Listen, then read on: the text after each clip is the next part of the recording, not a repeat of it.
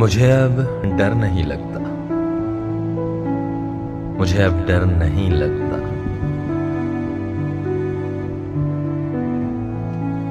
किसी के दूर जाने से, ताल्लुक टूट जाने से, किसी के मान जाने से, किसी के रूठ जाने से मुझे अब डर नहीं लगता।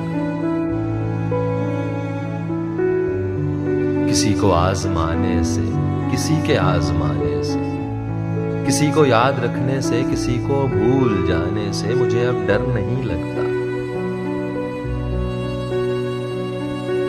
किसी को छोड़ देने से, किसी के छोड़ जाने से, न क्षमा को जलाने से, न क्षमा को बुझाने से मुझे अब डर नहीं लगता।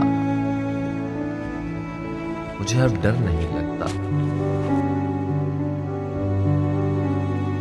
अकेले मुस्कुराने से, कभी आंसू बहाने से, ना इस सारे जमाने से, ना इस सारे जमाने से, हकीकत से फसाने से मुझे अब डर नहीं लगता।